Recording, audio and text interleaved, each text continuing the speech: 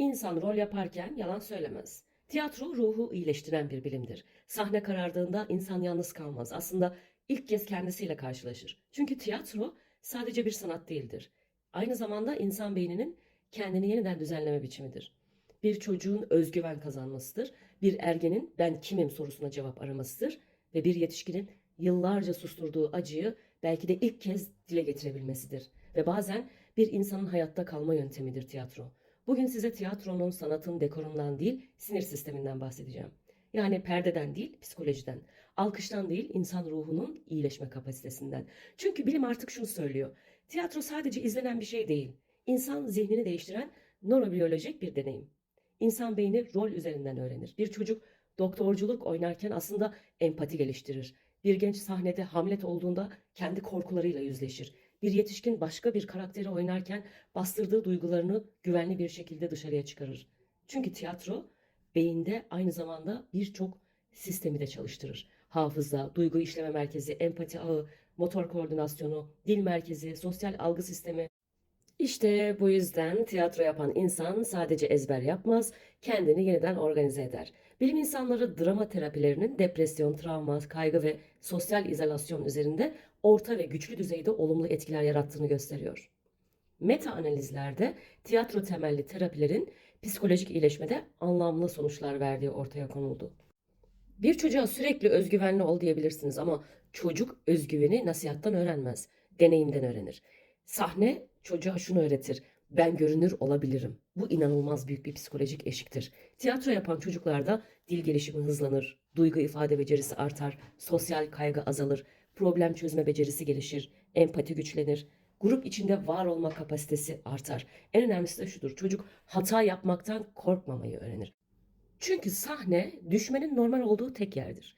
Drama terapisi üzerine yapılan sistematik incelemeler çocuk ve ergenlerde psikososyal sorunların azalabildiğini, tiyatronun duygusal ifade, ilişki kurma ve davranış düzenleme üzerine olumlu etkileri olduğunu gösteriyor.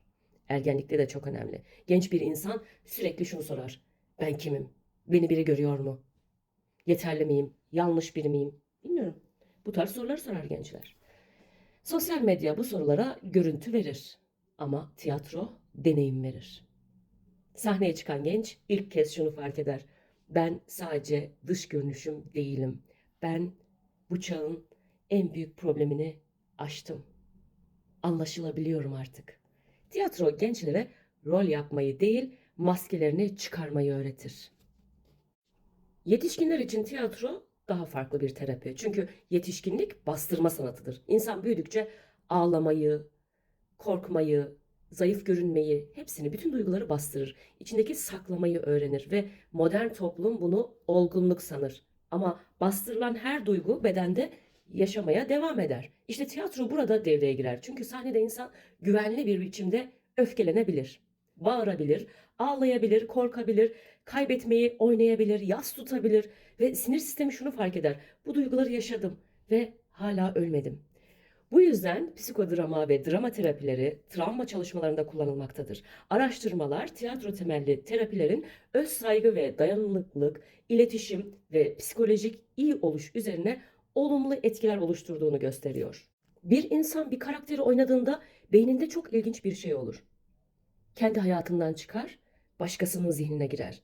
Bu insan beynindeki empati ağlarını aktive eder. Tiyatro yapan biri sadece karakteri anlamaz, insanı anlamaya başlar. Bu yüzden tiyatro olan toplumlarda şiddet daha azdır, sosyal bağ daha güçlüdür, toplumsal farkındalık daha yüksektir. Çünkü tiyatro insanı bilgiyle değil, deneyimle dönüştürür.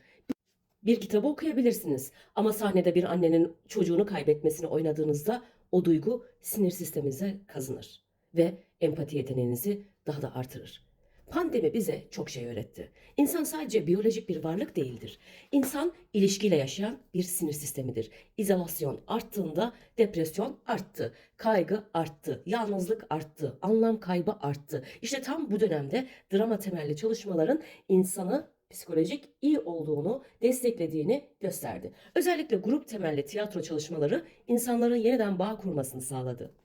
Çünkü insanın iyileşmesi çoğu zaman konuşmakla değil, birlikte hissetmekle olur. Çünkü dünya artık bilgi eksikliği yaşamıyor, anlam eksikliği yaşıyor. Çocukların bilgiye değil, ifade etmeye, ifade alanına ihtiyacı var. Duygu yönetimine, empatiye, iletişime, yaratıcılığa ihtiyacı var. Ve bunların hepsini aynı anda çalıştıran nadir alanlardan biri tiyatrodur.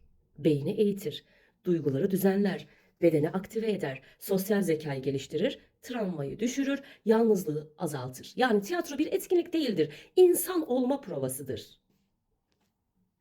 Bir toplumun tiyatroyla ilişkisi o toplumun ruh sağlığının aynasıdır.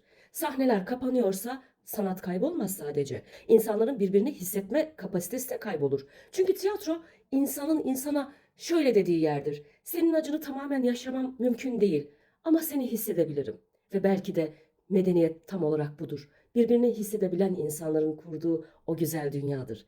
Yani insan konuşarak anlatamadığı şeyleri sahnede iyileştirir. Bu yüzden tiyatro bir gösteri değil, insan ruhunun kendini hayatta tutma biçimidir.